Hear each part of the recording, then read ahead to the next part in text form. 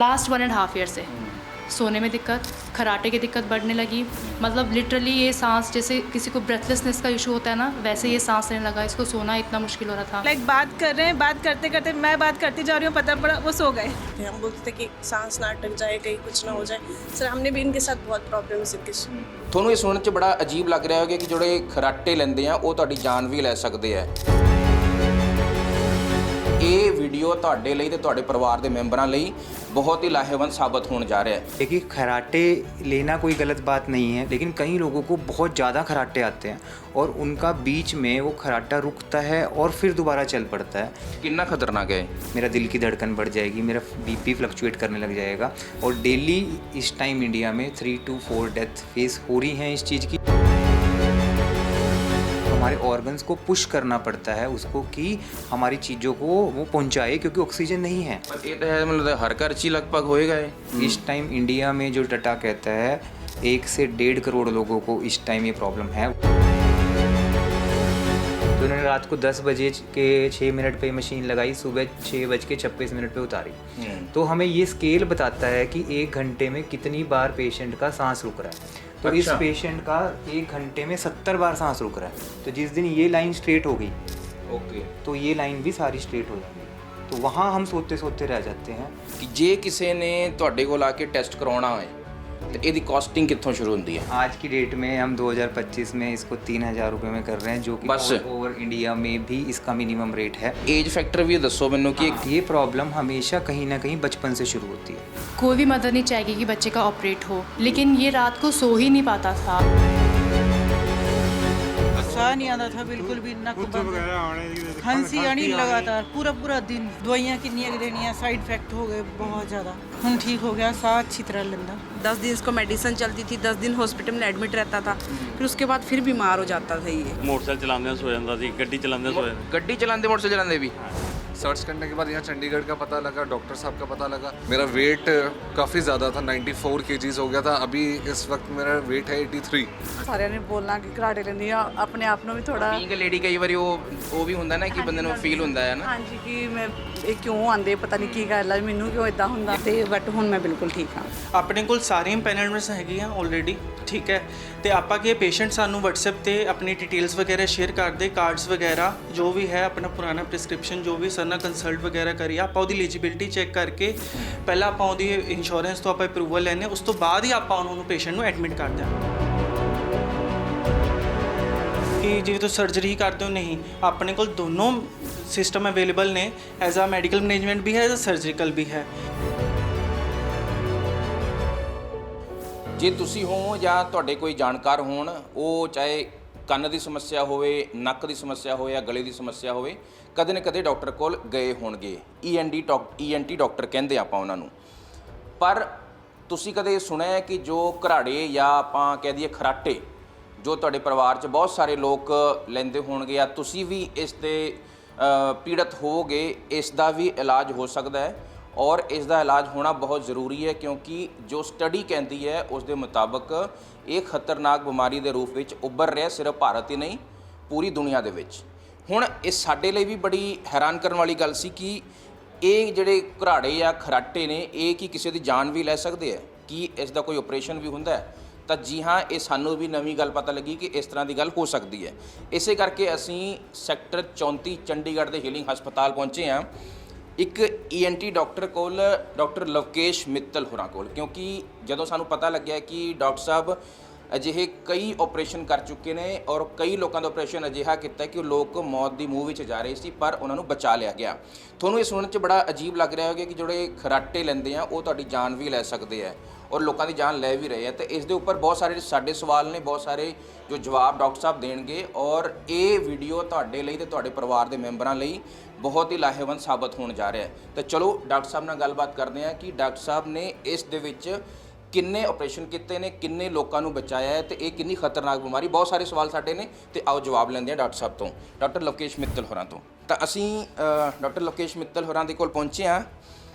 इन्हां तो जदों आ वीडियो शुरू होने तो पहले मैं गल कर रहा सी, तो इन्हां ने अजिहियां गल्लां दस्सियां जो मैं खुद हैरान है कि इस तरह का पत्रकार होने के नाते सानूं लगभग सारी चीज़ों का अंदाज़ा हुंदा है। पर डॉक्टर साहब होरां दी गल सुन के मैं ज़्यादा एक्साइटेड हाँ इन्हां नाल गल करन तो। इन्हां ये तां खैर ਲੋਕਾਂ ਦਾ ਇਲਾਜ ਕਰ ਰਹੇ। ਡਾਕਟਰ ਸਾਹਿਬ ਤੁਹਾਡਾ ਬਹੁਤ-ਬਹੁਤ ਸਵਾਗਤ ਹੈ ਸਾਡੇ ਪੀਟੀਸੀ ਨਿਊਜ਼ ਦੇ ਵਿੱਚ। ਸਤਿ ਸ਼੍ਰੀ ਅਕਾਲ ਜੀ, ਸਤਿ ਸ਼੍ਰੀ ਅਕਾਲ। ਅੱਜ ਡਾਕਟਰ ਸਾਹਿਬ ਮੈਂ ਨਾ ਜਦੋਂ ਇਹ ਵੀਡੀਓ ਸ਼ੁਰੂ ਕਰ ਰਿਹਾ ਸੀ ਮੇਰੇ ਦਿਮਾਗ 'ਚ ਇੱਕ ਗੱਲ ਆ ਰਹੀ ਸੀ। ਪਿਛਲੇ ਦਿਨਾਂ 'ਚ ਮੈਂ ਸਫ਼ਰ ਕਰ ਰਿਹਾ ਸੀ ਟ੍ਰੇਨ 'ਚ, ਸਾਰੇ ਬੈਠਦੇ ਆ, ਗੱਲਾਂ ਬਾਤਾਂ ਚੱਲ ਰਹੀਆਂ ਹੁੰਦੀਆਂ, ਸਭ ਕੁਝ ਹੁੰਦਾ, ਪਰ ਜਦੋਂ ਹੀ 9 ਵਜੇ ਤੋਂ ਬਾਅਦ ਸਾਰੇ ਸ਼ਾਂਤ ਹੁੰਦੇ ਆ, ਸੌਣ ਚਲੇ ਜਾਂਦੇ ਆ, ਮੇਰੀ ਨੀਂਦ ਉੜ ਜਾਂਦੀ ਹੈ। ਤੁਸੀਂ ਸਮਝ ਗਏ ਮੈਂ ਕਹਿਣ ਕੀ ਜਾ ਰਿਹਾ ਕਿ ਪੂਰੇ ਜਿਹੜੇ ਬੋਗੀ ਹੈ ਨਾ, ਪੂਰੇ ਹਰ ਇੱਕ ਕੈਬਿਨ 'ਚੋਂ ਘਰਾੜਿਆਂ ਦੀ ਆਵਾਜ਼ ਆਣੀ ਇਹ ਜਿਹੀ ਆਉਂਦੀ ਹੈ, ਇਰੀਟੇਟ ਹੋ ਕੇ, ਮਤਲਬ ਕਿ ਉਹ ਤਾਂ ਸੌਣ ਨਾ ਸੌਣ ਪਰ ਸਾਡੀ ਨੀਂਦ ਜ਼ਰੂਰ ਖਰਾਬ ਕਰ ਦਿੰਦੇ ਆ। ਖੈਰ ਇਹ ਰਹਿੰਦੀ ਹੈ, ਬਹੁਤ ਸਾਰੇ ਲੋਕ ਇਸ ਦਾ ਮਜ਼ਾਕ ਵੀ ਉਡਾਉਂਦੇ ਕਿ ਦੇਖੋ ਕਿਵੇਂ ਹੈ ਨਾ ਘਰਾੜੇ ਮਾਰ ਰਿਹਾ, ਖਰਾਟੇ ਲੈ ਰਿਹਾ ਬੰਦਾ, ਪਰ ਇਹ ਕਿੰਨਾ ਖਤਰਨਾਕ ਹੈ। ਕਿਉਂਕਿ ਜਦੋਂ ਮੈਂ ਤੁਹਾਡੇ ਨਾਲ ਗੱਲ ਕਰ ਰਿਹਾ ਸੀ ਤੁਸੀਂ ਕਿਹਾ ਕਿ ਲੋਕ ਮੌਤ ਦੇ ਮੂੰਹ 'ਚ ਜਾਣ ਤੋਂ ਹੀ ਬਚੇ ਔਰ ਹਰ ਰੋਜ਼ ਇਸ ਦੇ ਵਿੱਚ ਡੈਥਸ ਹੋ ਰਹੀਆਂ ਨੇ, ਇਹਦੇ ਬਾਰੇ ਤੁਸੀਂ ਜ਼ਰੂਰ ਦੱਸੋ। हेलो, मेरा नाम डॉक्टर लवकेश मित्तल है, मैं यहाँ हीलिंग हॉस्पिटल में कार्यरत हूँ। हम यहाँ पर मोस्टली जो काम करते हैं कि जो लोग बहुत ज़ोर के खराटे लेते हैं जी, इस बात को समझना ज़रूरी है कि खराटे लेना कोई गलत बात नहीं है। कई बार अल्कोहल के उसमें हम ज़्यादा थके होते हैं तो छोटे मोटे खराटे आने कोई गलत बात नहीं है, लेकिन कई लोगों को बहुत ज़्यादा खराटे आते हैं और उनका बीच में वो खराटा रुकता है और फिर दोबारा चल पड़ता है। तो इस बात को समझना ज़रूरी है कि ये खराटा हमारा बीच में सांस रोक रहा है। ये हम सबको यही समझाते हैं कि हम नाक से लेके छाती तक सांस लेते हैं, आपको ये प्रॉब्लम नहीं है, मुझे ये प्रॉब्लम नहीं है, किसी एक इंसान को ये प्रॉब्लम है, तो वो प्रॉब्लम कहाँ है? वो प्रॉब्लम नाक से लेके छाती के दरमियान में है, जहाँ पे उसका सांस जब भी उसको लग के जाता है तो छोटा मोटा खराटा उसका बैक डेट में 10, 15, 20 साल पहले कभी शुरू हुआ होगा। धीरे धीरे वो खराटा लाउड होता चला गया। वो लाउड क्यों हुआ? क्योंकि वो इसका स्पेस जो है, जो सांस लेने का कॉलम है, वो धीरे धीरे छोटा होता चला गया। जैसे हम सीटी मारते तो बुलों के बीच में जितनी कम आवाज़ होती है उतनी ही ज़्यादा अपन को उसकी आवाज़ सुनती है। तो ऐसे ही खराटे लाउड होते जाते हैं और एकदम से वो खराटा बीच में रुकना शुरू हो जाता है। उसको हम बोलते हैं सांस रुकना या स्लीप एपनिया। कितना खतरनाक है? देखिए, खतरनाक का दायरा जब भी ये शुरू होगा तो एकदम से ये खतरा नहीं बनेगा। धीरे धीरे ये सबसे पहले ऑब्जर्वर जो हमारा दूसरा इंसान जो हमें सोते हुए देख रहा होता है वो ये सब चीज़ें पहले पकड़ लेते हैं। ये जब खुद को इंसान को पता चलने लगता है या उसको रात को एकदम से नींद खुलती है या मुंह से एकदम से बड़ी आवाज़ उठ के वो खड़े हो जाते हैं या फिर विंडो की तरफ जाते हैं या फिर बार बार पेशाब के जरिए दिमाग उनको बताता है कि उठ जाओ, या बैठे बैठे खुद ही बैठे बैठे सो जाते हैं, या फिर बाथरूम में बैठे बैठे फ़ोन देखते सो जाते हैं, या फिर कहीं शॉप पे बैठे हैं तो सो गए, गाड़ी में बैठे। ਇੱਥੇ ਮੈਂ ਤੁਹਾਨੂੰ ਰੋਕਾਂਗਾ ਕਿ ਬੜਾ ਸਹੀ ਸਵਾਲ ਮੇਰੇ ਦਿਮਾਗ 'ਚ ਆਇਆ ਹੁਣੇ ਨੇ, ਮੈਂ ਭੁੱਲ ਜਾਣਾ ਬਾਅਦ 'ਚੋਂ। ਮੈਂ ਕਈ ਲੋਕਾਂ ਨੂੰ ਇਹ ਦੇਖਿਆ ਹੈ ਕਿ ਉਹ ਜੋ ਖਰਾਟੇ ਲੈਂਦੇ ਆ ਉਹ ਉਹਨਾਂ ਦਾ ਕਈ ਵਾਰ ਹੁੰਦਾ ਜਿਵੇਂ ਕਿ ਬੜਾ ਲਾਊਡ ਹੁੰਦਾ ਔਰ ਉਹ ਵਿੱਚ ਹੈ ਨਾ ਕਿ ਈਕੋ ਸਾਊਂਡ ਵੀ ਨਿਕਲ ਰਿਹਾ ਹੁੰਦਾ ਔਰ ਕਈਆਂ ਦਾ ਬਰੀਕ ਹੁੰਦਾ, ਇੱਦਾਂ ਲੱਗ ਰਿਹਾ ਕਿ ਉਹਨਾਂ ਨੂੰ ਸਾਹ ਨਹੀਂ ਆ ਰਿਹਾ, ਉਹ ਇੱਕਦਮ ਝਟਕੇ ਨਾਲ ਉੱਠ ਕੇ ਖੜੇ ਹੋ ਜਾਂਦੇ ਆ, ਹੈ ਨਾ। ਇਹ ਇਸ 'ਚ ਵੀ ਫਰਕ ਹੁੰਦਾ ਹੈ? ਕਿ ਮੇਰਾ ਇੱਕ ਦੋਸਤ ਖੁਦ ਹੈ, ਉਹ ਜੇ ਉਹ ਦੇਖ ਰਿਹਾ ਹੋਏਗਾ ਤਾਂ ਉਹਨੇ ਮੈਨੂੰ ਕਹਿਣਾ ਕਿ ਖੈਰ ਮੈਂ ਤੇਰਾ ਨਾਮ ਨਹੀਂ ਲਊਂਗਾ, ਉਹ ਜਦੋਂ ਖਰਾਟੇ ਲੈਂਦਾ ਨਾ ਤਾਂ ਇੱਦਾਂ ਲੱਗਦਾ ਕੋਈ ਢੋਲ ਵਰਗਾ ਨਹੀਂ, ਉਸ ਤਰ੍ਹਾਂ ਦੀ ਈਕੋ ਕਰਕੇ ਸਾਊਂਡ ਨਿਕਲਦੀ ਹੈ। चीज़ के बारे में हाँ। हम इसको ਉਹ ਕਿੰਨਾ ਖਤਰਨਾਕ, ਉਹ ਵੀ ਸੁਣेगा तो ਉਹਨੂੰ भी फायदा ही होएगा। वही हम बात कह रहे हैं कि जब ये इंसान को सांस रुकता है तो मानिए कि आप अभी खड़े खड़े मैं यहाँ पे सांस रोक लूँ तो मेरा क्या क्या चीज़ें होंगी, मैं फ्लशिंग करने लग जाऊँगा, मुझे पसीना आने लग जाएगा, मेरा दिल की धड़कन बढ़ जाएगी, मेरा बीपी फ्लक्चुएट करने लग जाएगा। तो ऐसी सब चीज़ें हमारे ऑर्गन्स को जब हम सांस लेते हैं तो हमारे ऑर्गन्स को पुश करना पड़ता है उसको कि हमारी चीज़ों को वो पहुँचाए, क्योंकि ऑक्सीजन नहीं है। तो ऐसे केसेस में जब हम स्लीप स्टडी करके एक टेस्ट होता है जब हम पेशेंट का करते हैं तो वो एक AHI स्कोर जानते हैं, उस AHI जो 1 घंटे में हमारा कितनी बार सांस रुक रहा है जो मैंने अभी बताया उसको जाना जाता है। इसका टेस्ट ਹੁੰਦਾ है? इसका टेस्ट होता है, उसको स्लीप स्टडी कहते हैं। जो हमारे पास इस टाइम इस अस्पताल में हमारे पास 6 लैब्स हैं जो कि इस नॉर्थ इंडिया रीजन में सबसे ज़्यादा लैब्स काउंट की जाती हैं, वो हमारे पास अवेलेबल हैं। तो ऐसे केसेस में हम इन पेशेंट्स को स्लीप स्टडी प्रोवाइड करते हैं, वो रात को इस मशीन को लगा के सोते हैं, फिर हमें पता चलता है कि 1 घंटे में ਇਹਦੇ ਲਈ ਤੁਹਾਡੇ ਕੋਲ ਰਹਿਣਾ ਪੈਂਦਾ, ਮਰੀਜ਼ ਨੂੰ ਆਪਣੇ ਘਰ ਮਸ਼ੀਨ ਲਿਜਾ ਸਕਦਾ ਹੈ? हम आपको घर पे भी मशीन दे देते हैं, आप लेके जा सकते हैं, और अगर आप यहाँ पे एडमिशन चाहते हैं तो वो भी हम कहते हैं, बट जनरली एज एडवाइज्ड हम पेशेंट को यही बोलते हैं कि आप अपने एनवायरनमेंट में सोइए, क्योंकि आप जहाँ पे रेगुलरली सोते हैं, क्योंकि अगर हम किसी और जगह जाके सोएं, चलो होटल में भी पेशेंट को अच्छी नींद आ जाती है, क्योंकि होटल भी एक हमारे माइंड में एक एम्बियंस जो हर कोई इंसान उसको यूज़ करता है, तो वहाँ पे वो रिलैक्स हो जाते हैं। तो जनरली जो हमने इस बात को सीखा है या जो स्टडीज़ इस बात को कहती हैं कि अगर 100 के 100 मरीज घर पे या होटल में इसको करते हैं तो रिज़ल्ट्स एक्यूरेट आते हैं, और अगर हम उसको हॉस्पिटल सेटअप में करते हैं तो 70% एक्यूरेट आते हैं, 30% नॉन एक्यूरेट आते हैं। वो फिर रिकॉर्ड हो जाता है, फिर ਤੁਹਾਡੇ ਕੋਲ ਆ ਜਾਂਦਾ ਉਹਦਾ ਸਾਰਾ। उससे हमें पता चलता है कि 1 घंटे में हमारा कितनी बार सांस रुक रहा है, हमारी ऑक्सीजन की मात्रा कितने न्यूनतम स्तर पे जा रही है, क्या ये हमारी किसी रुकावट के कारण है या दिमाग के ही हमारे इम्पल्सिस काम नहीं कर रहे, हमारे दिल की धड़कन कितनी जा रही है और आप कितने खराटे ले रहे हैं। मानो आपने 2400 बार सांस लिया तो उसमें आपने कितने खराटे मारे, ठीक है। तो और उसमें हमारे को पॉजेज भी दिखते हैं कि कितने कितने सेकंड का, कई बार तो हम ये देखते हैं कि पेशेंट का 1-1 मिनट के लिए सांस रुक रहा है। तो आप मुझे प्रैक्टिकली बात बताइए कि किसी का 60 मिनट में अगर 70 बार सांस रुक रहा है तो अगर वो पेशेंट बाय चांस हॉस्पिटल में एडमिट है तो क्या वो छुट्टी करवा लेगा?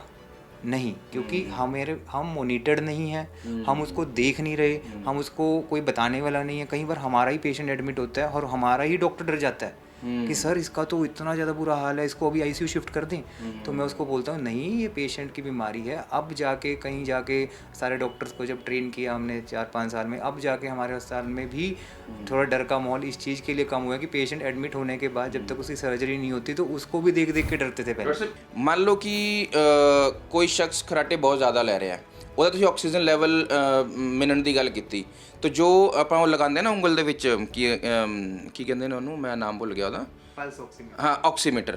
ਤੇ ਅਸੀਂ ਵੈਸੇ ਘਰ ਜਾਣਨ ਵਾਸਤੇ ਆਕਸੀਮੀਟਰ लगा के ਅਸੀਂ ਵਾਚ ਕਰ ਸਕਦੇ ਜਦੋਂ ਬੰਦਾ ਸੋ ਰਿਹਾ ਹੈ ਕਿ ਇਹਦੀ कितनी डिप कर रही है। उसके लिए जो हम स्लीप स्टडी की मशीन देते हैं उसमें 3 मेन पैरामीटर्स होते हैं। एक हमारे नाक पे लगता है, वो जनरली हमारे खराटों को काउंट करता है कि कितने खराटे लिए दिखा दूं डॉक्टर साहब, ये चीज ਜਿਹੜੀ मैंने ये CPAP मशीन है, ये वो वाली वो स्लीप स्टडी मशीन होती है। मैं आपको इसमें डाटा दिखा सकता हूँ हमारा। जैसे ये हमारे पेशेंट्स हैं तो हम जनरली इसमें जब स्लीप स्टडी करते हैं तो जैसे कि फॉर एग्जांपल हम इस पेशेंट को उठाते हैं तो हमने इनका स्लीप स्टडी 21/4 को किया है, हमारा अभी फ्रेश केस ही है पिछला। तो इन्होंने रात को 10 बजे के 6 मिनट पे मशीन लगाई, सुबह 6:26 पे उतारी। तो हमें ये स्केल बताता है कि 1 घंटे में कितनी बार पेशेंट का सांस रुक रहा है। तो इस पेशेंट का 1 घंटे में 70 बार सांस रुक रहा है। 1 घंटे में 70 बार सांस, यानी 1 मिनट में 1 से ज़्यादा बार। हाँ, तो उसमें हमें फिर दूसरी चीज़ जो मैंने आपको बताई कि किसी रुकावट के कारण है तो उसको ऑब्स्ट्रक्टिव कहते हैं, और कोई सेंट्रल मतलब किसी दिमाग के कारण, तो वो दिमाग के कारण नहीं है, ऑब्स्ट्रक्शन दिख रही है, हमें ऑब्स्ट्रक्शन को अब ढूंढने जाना है। तीसरी चीज़ जो मैंने आपको बताई कि ऑक्सीजन की मात्रा हम देखते हैं कितने न्यूनतम स्तर पे गई, तो इनकी 61 गई। 61 इसमें तो एडमिट होना पड़ता है बंदे को। हाँ, तो ऐसे कि और इनका जो हमारा हार्ट रेट है वो भी 100 से ऊपर अब जाने लग गया है। तो मतलब कितना खतरनाक है। ਤੁਸੀਂ ਤਾਂ मतलब कि 40 सेकंड बंदा बिना साह ले ही सुता हुआ है। हाँ जी, ये देखिए 47 सेकंड, मतलब वो सिर्फ बीच में सांस ले रहा है, सिर्फ सांस रोकने के लिए। अच्छा, तो वही हमें बोलते हैं कि जो आपने मुझे अभी क्वेश्चन पूछा कि बंदा सोते सोते रह गया, तो यहाँ तो सांस रुक गया। अब ये लाइन क्या है, हमारी बॉडी की एफर्ट की है। तो जिस दिन ये लाइन स्ट्रेट हो गई, ओके, तो ये लाइन भी सारी स्ट्रेट हो जाएंगी। तो वहाँ हम सोते सोते रह जाते हैं।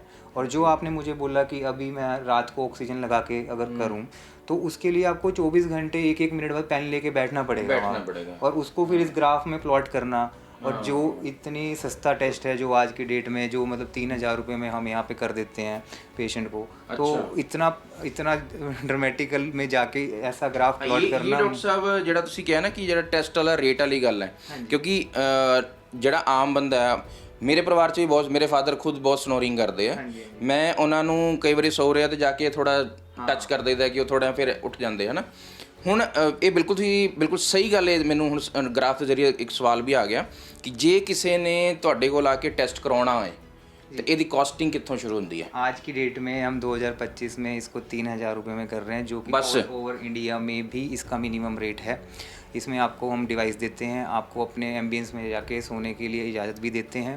आप होटल में रुकिए नियर बाय जाके, या अगर आप हमारे विसिनिटी में हैं 100-150 किलोमीटर में, तो अपने घर जाइए, उसको नेक्स्ट डे लेके आइए। ठीक है। और डेटा सारा रिकॉर्ड होता है। डेटा फिर हम आपको इसी तरीके से, जैसे मैंने आपको समझाया, इस तरीके से समझाते हैं, ग्राफ्स को दिखाते हैं। तो इसी ये सेल्फ ही पेशेंट समझ जाता है कि यार ये मेरे साथ प्रॉब्लम हो रही है। ਜਦੋਂ ਤੁਸੀਂ ਕਿਸੇ ਦਾ ਟੈਸਟ ਕਰਦੇ ਹੋ ਜੋ ਡਿਵਾਈਸ ਦੇ ਕੇ, ਔਰ ਉਸ ਦਾ ਇਲਾਜ ਕੀ ਹੋਵੇ ਤਾਂ ਤੁਸੀਂ ਐਜ਼ ਅ ਡਾਕਟਰ ਤੈਅ ਕਰੋਗੇ ਹੀ ਕਰੋਗੇ। ਉਸ ਦੇ ਨਾਲ ਕੋਈ ਹੋਰ ਵੀ ਕੋਈ टेस्ट करवाते हो, फुल बॉडी का भी कोई टेस्ट करवाते हो? नहीं, उसके बाद देखिए अब हमें इस बात का समझ में आ गया कि पेशेंट को प्रॉब्लम है जी। और हमने ये भी देख लिया कि किसी ऑब्स्ट्रक्शन के कारण है, दिमाग के कारण नहीं है जी। अगर वो दिमाग का केस रहता है तो ऐसे केसेस में उसको न्यूरोलॉजी डिपार्टमेंट में भेज दिया जाता है। अब वो ऑब्स्ट्रक्शन के कारण है तो ऑब्स्ट्रक्शन कहाँ है? नाक की हड्डी, नाक के मांस, एडिनॉइड, तालू, टॉन्सिल, जी मोटी होना और या एपिग्लोटिस का फॉल करना, ये 7 मेन रुकावट्स रहती हैं। तो उसकी फिर हम एंडोस्कोपी करके देखते हैं कि भाई कौन सी ऐसी प्रॉब्लम है जिसके कारण आपको प्रॉब्लम हो रही है। अब आपको इसको अगर 8 लोगों को सबको 7 प्रॉब्लम नहीं होंगी, किसी को 3 होंगी, किसी को 4 होंगी, किसी की कुछ होगी, किसी की कुछ होगी, तो उसको वो चीज़ दिखाई जाती है। इस बात को मैं सारे अपने लिसनर्स को ज़रूर बोलूँगा कि we are just helping hands of the disease. ये बीमारी आप पाल रहे हैं, ये ऐसा नहीं होगा कि हमारे कैबिन में आएंगे और मैं उस बीमारी को आपसे खींच लूँगा और अपनी पॉकेट में रख लूँगा, ऐसा नहीं है। ये हमारे सांस के साथ जुड़ी है, पहले इस बात को समझना, फिर कितना मैं उसमें करैक्शन आपको दे सकता हूँ। ਡਾਕਟਰ ਸਾਹਿਬ ਤੁਸੀਂ ਬੜੀ ਇੰਪੋਰਟੈਂਟ ਗੱਲ ਕਹੀ ਹੈ ਕਿ ਜਦੋਂ ਵੀ ਤੁਸੀਂ ਕਿਸੇ ਵੀ ਡਾਕਟਰ ਲਵਕੇਸ਼ ਹੋਰਾਂ ਕੋਲ ਹੀ ਨਹੀਂ, ਕਿਸੇ ਵੀ ENT ਡਾਕਟਰ ਕੋਲ ਤੁਸੀਂ ਜਾ ਰਹੇ ਹੋ ਤੇ ਜਿਹੜੇ ਖਰਾਟੇ ਆ ਉਸ ਨੂੰ ਹਲਕੇ 'ਚ ਨਾ ਲਓ ਜਾਂ ਉਸ ਨੂੰ ਡਿਸਕਸ ਹੀ ਨਾ ਕਰੋ। ਕਈ ਲੋਕ ਇਸ ਤਰ੍ਹਾਂ ਹੁੰਦੇ ਕਿ ਨਹੀਂ ਇਹ ਤਾਂ ਕੋਈ ਗੱਲ ਨਹੀਂ, ਇਹ ਤਾਂ ਕੋਈ ਸ਼ਾਇਦ ਬਿਮਾਰੀ ਹੁੰਦੀ ਨਹੀਂ, ਹੋ ਹੀ ਨਹੀਂ ਸਕਦੀ ਤੇ ਡਿਸਕਸ ਵੀ ਨਹੀਂ ਕਰਦੇ। ਇਹ ਜੇ ਹੈ ਬਹੁਤ ਜ਼ਿਆਦਾ ਗਿਣਤੀ ਦਿੱਕਤ ਹੈਗੀ ਤਾਂ ਡਾਕਟਰ ਨਾਲ ਡਿਸਕਸ ਜ਼ਰੂਰ ਕਰਨਾ ਚਾਹੀਦਾ, ਪਹਿਲਾ ਸਟੈਪ ਹੈ ਇਸ ਤੋਂ ਬਚਣ ਲਈ। ਡਾਕਟਰ ਸਾਹਿਬ ਇੱਕ ਸਵਾਲ ਹੋਰ ਵੀ ਹੈ, ਇਹ ਸਭ ਤੋਂ ਪਹਿਲਾਂ ਡਾਕਟਰ ਕੋਲ ਤਾਂ ਲੋਕ ਆਣਗੇ ਹੀ ਆਣਗੇ, ਪਰ ਜੋ ਖਰਾਟੇ ਲੈਣ ਦੀ ਸਮੱਸਿਆ, ਬਹੁਤ ਜ਼ਿਆਦਾ ਲੈਣ ਦੀ ਸਮੱਸਿਆ ਹੈ, ਸਭ ਤੋਂ ਪਹਿਲਾਂ ਕਿਸੇ ਵੀ ਸ਼ਖਸ ਦੇ ਪਾਰਟਨਰ ਨੂੰ ਪਤਾ ਲੱਗਦਾ ਹੈ, ਮੇਲ ਜਾਂ ਫੀਮੇਲ। ਔਰ ਪਾਰਟਨਰ ਕਰਦਾ ਕਿ ਇਹ ਇਰੀਟੇਟ ਹੋ ਕੇ ਆਪਣਾ ਸਰਾਣਾ ਚੱਕਿਆ ਦੂਜੇ ਕਮਰੇ ਚਲਾ ਗਿਆ ਕਿ ਹੈ ਨਾ ਇਹ ਤਾਂ ਸੌਣ ਹੀ ਨਹੀਂ ਦਿੰਦਾ ਸਾਰੀ ਰਾਤ। ਪਰ ਇਹ ਤਾਂ ਹੱਲ ਨਹੀਂ ਹੈ ਨਾ। ਜੇ ਤੁਹਾਨੂੰ ਉੱਠ ਕੇ ਸਰਾਣਾ ਲੈ ਕੇ ਦੂਜੇ ਕਮਰੇ ਜਾਣਾ ਪੈ ਰਿਹਾ, ਇਸ ਦਾ ਮਤਲਬ ਇਹ ਹੋਇਆ ਕਿ ਕਿਤੇ ਨਾ ਕਿਤੇ ਸਮੱਸਿਆ ਹੈਗੀ, ਇਹਨੂੰ ਦਿਖਾਉਣ ਦੀ ਲੋੜ ਹੈ। हाँ जी, ये मैं सबको अपने पेशेंट्स को भी एग्जांपल देता हूँ कि अगर ट्रक जैसी आवाज़ में अगर आपको कोई सोना पड़ जाए तो मतलब फिर तो आप ट्रक ड्राइवर ही हो। तो हाँ, अगर जो स्पाउस उसको हैंडल कर रहे हैं तो जो हम प्रैक्टिकली देखते हैं अब उनके घर ही एक कमरे के हैं तो they must have to do it, ठीक है। या फिर वो मतलब उनको फ़र्क ही नहीं पड़ रहा उस चीज़ से क्योंकि ये चीज़ जो भी शुरू होगी, क्योंकि एक बंदा खुद भी खरारे ले रहा है और दूजा बंदा ਉਹਦੇ ਚੱਕਰ 'ਚ ਜਾਗ ਰਿਹਾ ਹੈ, ਦੋਨਾਂ ਦੀ ਹੈਲਥ ਖਰਾਬ ਹੋ ਰਹੀ है। ये देखिए इस बात को समझना बहुत ज़्यादा ज़रूरी है कि ये चीज़ बैक डेट से ही शुरू होती है। हमें मरीज आके बोलते हैं जी 3 महीने पहले कुछ नहीं था, तो मैं उनको एक सिंपल सी एग्जांपल देता हूँ कि एक तालाब में अगर पानी ओवरफिल हो गया है तो उस तालाब में पहले थोड़ा बहुत पानी था, वो भर गया, उसको ऐसा नहीं हो कि तालाब ही आज ही बन गया।